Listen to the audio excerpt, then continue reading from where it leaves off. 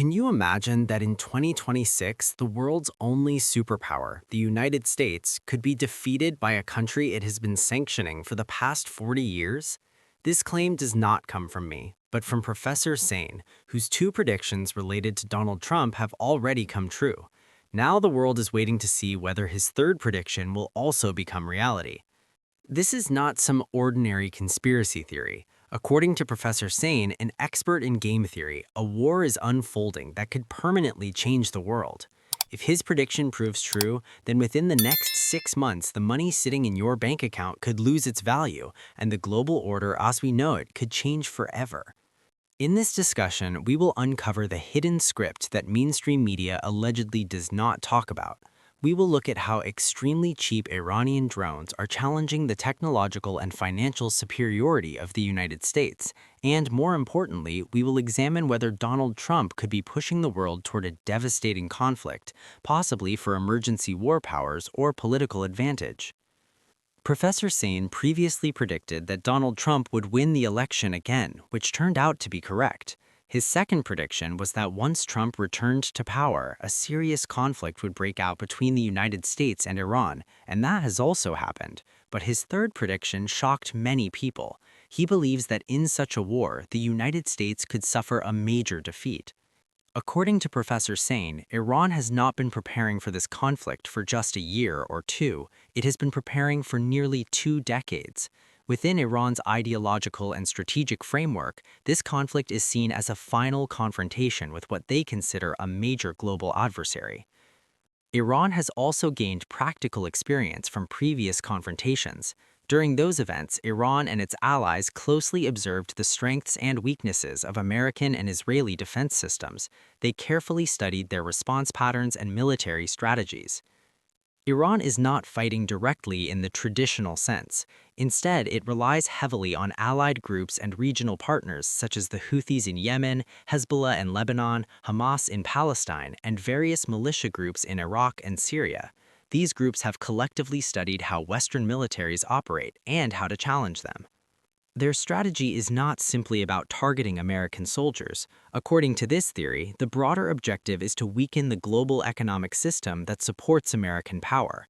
Rather than attacking the United States directly, they focus on countries that are economically tied to the American financial system, especially Gulf cooperation countries such as Saudi Arabia, the United Arab Emirates, Qatar, and Bahrain. These nations are crucial because they host critical energy infrastructure and desalination plants that provide drinking water. Many Gulf countries rely heavily on desalination for fresh water. If key facilities were damaged, large cities could face severe water shortages within weeks. Another strategic pressure point is the Strait of Hormuz, one of the world's most important shipping routes. A large portion of global oil shipments passes through this narrow waterway. Any disruption there could affect energy markets worldwide. These developments also connect to the global financial system known as the petrodollar system. Oil exporting countries traditionally sell oil in US dollars, which maintains global demand for the dollar, and many of those dollars eventually return to the United States through investments in financial markets and infrastructure. Some analysts argue that modern economic sectors such as artificial intelligence and technology rely heavily on international investment, including investment from Gulf states. If geopolitical tensions disrupted those financial flows, it could create instability in global markets. Another issue raised in the discussion is the rise of asymmetrical warfare. Modern conflicts increasingly involve relatively cheap weapons such as drones being used against very expensive defense systems. For example, a low-cost drone may cost tens of thousands of dollars, while the interceptor missiles used to destroy it may cost millions. This imbalance creates a financial challenge and prolonged conflicts. Iranian drones, such as the Shahed 136, have gained attention in recent conflicts. They are relatively simple in design and can travel long distances with modest fuel consumption. Because they fly at low altitude and are inexpensive to produce, they are harder and more costly to counter. Military analysts note that this type of warfare represents a shift away from traditional Cold War strategies, which focused on expensive and highly complex weapons systems. Another key point raised is that air power alone rarely results in regime change. Historically, ground forces have often been required to achieve decisive political outcomes. However, deploying ground troops carries enormous risks and political consequences. As tensions grow, the United States could face pressure from regional allies to take stronger action against Iran. The concern among those allies is that if Iran's influence expands, it could destabilize the broader regional system that underpins energy markets and global trade. Professor Sain also suggests that political motivations could influence decision-making.